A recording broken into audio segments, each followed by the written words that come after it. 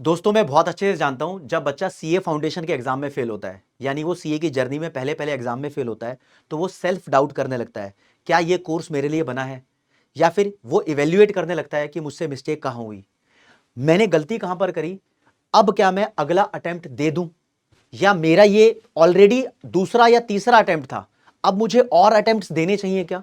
बहुत सारे डाउट्स को लेकर एक सीए फाउंडेशन का अनसक्सेसफुल बच्चा अपने ऊपर बहुत बड़ा स्ट्रेस और प्रेशर लेता है, और फिर इस प्रेशर को वो काफी दिनों तक अपने ऊपर लेकर रखता है, जिस वजह से उसकी एक आने वाली अपॉर्चुनिटी होती है वो उससे मिस हो जाती है। तो दोस्तों मैं आपको प्रॉपरली गाइड करने वाला हूं कि क्या आपको लिटरली सीए कोर्स कंटिन्यू करना चाहिए, या फिर बचे हुए दिन है, इन दिनों के अंदर अगर आप कंटिन्यू करने वाले हालात में हो तो वो हालात में मैं बताऊंगा कि आपके है या नहीं है। उन हालातों के अंदर आप कैसे इसको प्रोसीड करोगे, एक एक करके आपको बताता हूं। मेरे दोस्त, अगर तुम्हारे सीए फाउंडेशन के पेपर में पूरा कोर्स कंप्लीट करने के बाद, टेस्ट लगाने के बाद, प्रैक्टिस करने के बाद, रिवीजन करने के बाद अगर आपके नंबर आते हैं 60, 70, 80, 90, 100, 120, इन टोटलिटी चारों सब्जेक्ट के टोटल बोल रहा हूं, तो सच में दोस्त ये कोर्स आपके लिए नहीं बना, और आप इस कोर्स के लिए नहीं बने, आप जबरदस्ती अपने आप को इसके अंदर घुसा रहे थे। जब कोई सीए फाउंडेशन में बच्चा फेल होता है ना, तो उससे हमारा सबसे पहला क्वेश्चन ये होता है क्या आपने पूरा कोर्स कंप्लीट किया।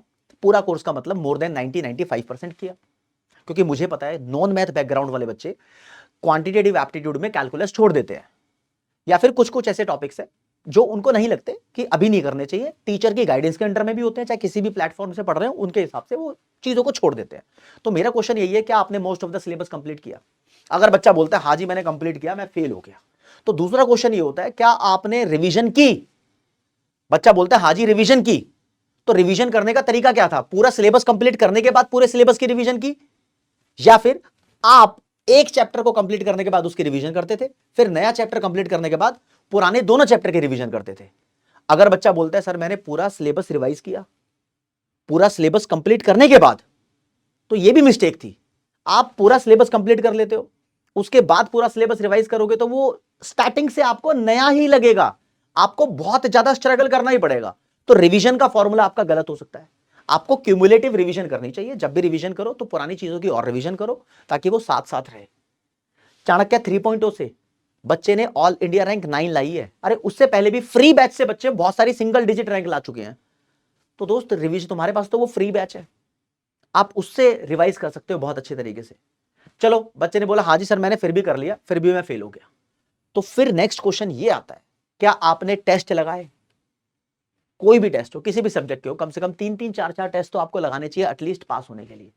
लगाए, अगर फिर भी लगाए, फिर बच्चे से ये पूछा जाता है, कई बार क्या होता है ना, बच्चे को लॉ की अच्छी नॉलेज होती है लेकिन राइटिंग प्रैक्टिस नहीं करी होती, इस वजह से वो लॉ के अंदर ही स्ट्रगल कर रहा होता है, उसके अंदर ही फेल हो जाता है।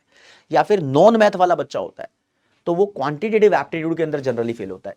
अकाउंट्स और इकोनॉमिक्स का रिजल्ट बेस्ट आता है, क्योंकि बच्चा सीए बनना चाहता है तो ऑब्वियसली वो अकाउंट्स के अंदर तो सबसे ज्यादा इंटरेस्टेड था ही, और इकोनॉमिक्स कहीं ना कहीं कंपेरेटिवली बच्चों को कंफर्टेबल करा देती है, तो वो कर लेते हैं। स्ट्रगल यही होता है, नॉन मैथ वाले बच्चों के साथ मैथ में स्ट्रगल होता है, लेकिन अगर तुम्हारे पास 11th-12th में मैथ था तो तुम्हारे को फिर मैथ पानी की तरह लगती है, फिर सबसे आसान सब्जेक्ट ही तुम्हारे लिए मैथ्स हो जाता है, क्योंकि इतनी कोई हार्डकोर मैथ्स नहीं है यहां पर सीए के अंदर। लेकिन फिर भी लॉ के ऊपर बच्चे घुसते हैं, तो राइटिंग प्रैक्टिस की या नहीं की। अगर बच्चा कहता है हाँ जी मैंने सब कुछ टिक कर लिया, फिर भी मेरे नंबर 100 नंबर आए हैं, 125 नंबर आए हैं, छोड़ दो भाई, तुम ये कोर्स तुम्हारे लिए बना ही नहीं है। हाँ, अगर तुम कहीं ना कहीं ऐसे बच्चे हो जो पहला अटेम्प्ट दे रहे हो, 150 से 199 तक के आपके नंबर आए हैं, दोस्तों वो बच्चे जो 180 प्लस होंगे, 190 प्लस होंगे, जिस बच्चे के 198, 190 नंबर 9 नंबर आए होंगे ना, इनके दुख तो सबसे अलग निराले हैं दोस्तों। अगर आपका ये पहला अटेम्प्ट था तो मेरे दोस्त मैं आपको बताना चाहता हूं कि आपके पास अब सिर्फ 60 दिन बचे हैं। तुम सीए एस्पायरेंट हो, असली वॉरियर हो, कातिया हो, लड़ाके हो, तुम हार नहीं मान सकते, तुम शेर हो। अभी चोट लगी है, गिरे हो, चोट ठीक होगी, फिर से उठोगे, फिर से बाउंस बैक करोगे, और तुम सीए फाउंडेशन क्रैक करोगे। और मेरे दोस्त ऐसे बहुत सारे एग्जांपल हैं जिन लोगों का पहली बार में सीए का फर्स्ट लेवल क्लियर नहीं हुआ था। पहले सीपीटी होता था, इसका नाम सीपीटी क्लियर नहीं हुआ पहली बार में, फिर सब कुछ एक एक बार में क्लियर होता रहा, क्योंकि जब first level CA foundation clear नहीं होता ना, तो बच्चे को अकल आ जाती है कि मैंने क्या मिस्टेक्स करी थी जिस वजह से मेरा ये क्लियर नहीं हुआ, तो बच्चा वो मिस्टेक रिपीट नहीं करता। तो फिर उसका सब कुछ स्मूथली क्लियर हो जाता है। सीए कोर्स को कंप्लीट करना इंटेलिजेंसी से ज्यादा कंसिस्टेंसी की गेम है। लगातार आपको बने रहना होता है, बैकलॉग नाम की चिड़िया को अपने ऊपर मंडराने नहीं देना होता। बैकलॉग कई बच्चों का हो भी जाता है, मैं मानता हूं, जनरली बैकलॉग होता है 5 से 10%, 15%, बच्चे उसको कवर अप भी करते हैं छुट्टियों के अंदर, राइट। तो आपको भी अपना दिमाग लगाना है। अगर भाई 150 से 200 बच्चे वाले हो तो भाई जरूर है कि आपको ये कोर्स आगे प्रोसीड करना चाहिए।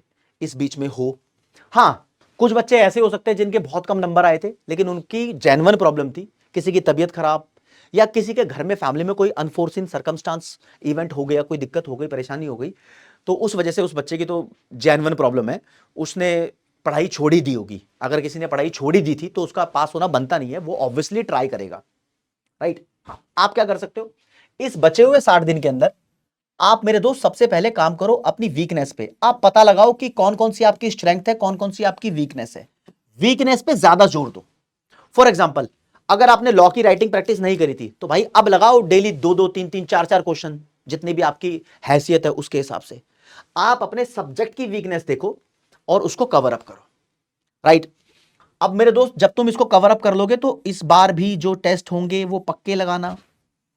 एमटीपी, आरटीपी, पीवाईक्यू, चाणक्य 3.0, ये तो मस्ट है बच्चों के लिए। एक्चुअली क्या होता है ना, आईसीआई के कोई भी एग्जाम को पास करने के लिए मॉड्यूल को अच्छे से पढ़ना होता है, और वो टीचर ही क्या जो आपसे पैसे लेकर मॉड्यूल ना पढ़ाए। बच्चे टीचर से क्यों पढ़ते हैं, इसीलिए पढ़ते हैं क्योंकि बच्चों को मॉड्यूल बोरिंग लग रहा होता है और टीचर पे विश्वास होता है कि ये मॉड्यूल पढ़ाएगा। यही तो होता है ना। हाँ भैया, मेरे को पता है कि यार जो मेरा सब्जेक्ट है उसको मैं बहुत आसान तरीके से पढ़ा सकता हूं, लेकिन मेरे को भी मॉड्यूल के हिसाब से पढ़ाना पड़ता है, मॉड्यूल के ही वर्ड्स यूज करने पड़ते हैं, क्योंकि पेपर के अंदर जो क्वेश्चन आता है वो उन्हीं वर्ड से आता है जो मॉड्यूल के होते हैं। तो स्ट्रिक्टली फॉलो हम भी करते हैं उस चीज को, तो आपको भी करना चाहिए। अपनी वीकनेस पे काम करो दोस्तों। 60 दिन बचे हुए, 16 मार्च आखिरी तारीख है सीए फाउंडेशन का एग्जाम फॉर्म भरने की। आपको दोबारा से रजिस्ट्रेशन नहीं करवाना, आपने पहले कर रखा है।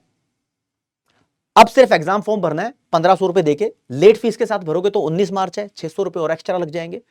आप इसके लिए रीट्राई करो, अपने आप को री इवेल्युएट करो, देखो भाई तुम कर सकते हो। फर्स्ट, सेकंड, थर्ड अटेम्प्ट वाला बच्चा भी आगे चलकर सीए बनता है, और आप ऐसे हार नहीं मान सकते। जिनको हार माननी है वो मैंने बता चुका है कि कौन से बच्चे हैं। आप मुझे कमेंट सेक्शन में बताओ आप प्लान क्या कर रहे हो। मतलब इवन मैं आपको आपकी प्रॉब्लम के हिसाब से चीजें सजेस्ट कर सकता हूं। फॉर एग्जांपल, अभी भी आपको लगता है कि आपको शुरू से सिलेबस कंप्लीट करने की जरूरत है, तो 60 दिन में संपूर्ण फास्ट ट्रैक बैच से सिलेबस कंप्लीट हो सकता है। No worries at all. आप सोचते हो मेरे को सिलेबस कंप्लीट नहीं करना, सिर्फ रिवीजन और टेस्ट की जरूरत है, आप फ्री में चाणक्य 3.0 बैच की सपोर्ट ले सकते हो। कितने बच्चों ने यहां से रिजल्ट प्रोड्यूस किया है दोस्तों। तो ये दो चीज तुम्हारे पास अभी तुम्हारे विकल्प है। हाँ, जो प्रो वाले बच्चे होंगे जिन्होंने ऑलरेडी जनवरी प्रो हमारा लिया होगा और वो अगर अनसक्सेसफुल रहे हैं, तो मेरे दोस्त आप उसकी रिकॉर्डिंग्स आपके पास रहेंगी मई के अटेम्प्ट तक। कोई बच्चा किसी भी दूसरे प्लेटफॉर्म से पढ़ता हो, उसके लिए भी सेम सोल्यूशन है, आप फास्ट ट्रैक लो या चाणक्य 3.0 से फ्री में पढ़ लो। डिपेंड करता है कि आप किस लेवल के स्टूडेंट हो, आपको कितनी लेयर्स अपनी सीए फाउंडेशन की सॉल्व करनी है, उस हद तक जाओ, राइट। बट पढ़ाई को एक दिन भी स्किप मत करो। आप जानते हो कि पढ़ाई को स्किप करने का नतीजा क्या होता है। जख्मी बंदा ही जानता है कि चोट में दर्द कितना होता है। ऊपर ऊपर से तो डॉक्टर देखकर बताते ही हैं, चल यार दर्द है, पट्टी कर दी जा। टीचर्स, जनता, सब डॉक्टर ही बने हुए हैं फेलियर्स के। फेलियर ही जानता है उसका दर्द क्या है। तो तुम्हारा दर्द तुम ही जानो, तुम्हें ही पता है कि उसके अंदर कितने इलाज की जरूरत है, तो वो इलाज इस हिसाब से मैंने आपको बताया दोस्त। अब आप शिद्दत से ये ठान लो, मम्मी पापा को प्रॉमिस करो, मुझे प्रॉमिस करो, ये रहा कमेंट सेक्शन, बताओ कि इस बार तुम पक्का सीए फाउंडेशन क्रैक करके दिखाओगे। अब कोई बच्चा ये कह लेना कि यार आईसीआई ने ठान रखा है 15% बच्चे पास करने हैं, 20% बच्चे पास करने हैं, ऐसा कुछ नहीं है भाई। आईसीआई ने कुछ नहीं ठान रखा। सारे बच्चे पास करेंगे तो सारे बच्चों को पास कर देगा आईसीआई। मेरी बात हुई है सेंट्रल काउंसिलिंग मेंबर्स की, मैंने बातें भी सुनी है बहुत जगह, मैंने पूरे सोर्सेस से लगाकर पूरी बातें करके ये पता लगाया है, ऐसा कुछ नहीं ठान रखा आईसीआई ने कि इतने ही बच्चे पास करने हैं। आप सही करके आओगे। मैं एक बात बताता हूं, अगर मैं कोई लेक्चर झाड़ने लग गया ना, किसी बच्चे को बहुत ही दिल की बात बताने लग गया, कोई अच्छी शिक्षा देने लग गया, उसका क्लियर रोड मैप या भविष्य के बारे में गाइड करने लग गया, या बच्चों को जनरली करते ही हैं, तो आम हिसाब किताब क्या होता है, 100 में से मुश्किल से 30-40 बच्चे ढंग से बात सुनते हैं, 50-60 बच्चे टाइम पास कर रहे होते हैं। मैंने देखा है, स्कूल के अंदर भी यही हो रहा था। जहां से तुम स्कूल से पढ़ के आए हो, याद करो कि क्लास में 50 बच्चे होंगे तो 30 बच्चे तो ऐसे ही होंगे जो ग्रांटेड ले रहे होते हैं टीचर्स की बातों को। तो भाई CA foundation, CA inter, CA final consistency की गेम है। यहां पर जो आपके मेंटोर्स ने, आपके टीचर्स ने आपको बातें बताई हैं, उनको फॉलो भी करना था, राइट? तो उन बातों को फॉलो करो, अपनी मिस्टेक्स को फाइंड आउट करो, है ना? मरहम लगाओ चोट पे, दोबारा से अटेम्प्ट दो यार, हारो मत, उठो, खड़े हो, भागो, टारगेट को अचीव करो, जीतो। Thank you.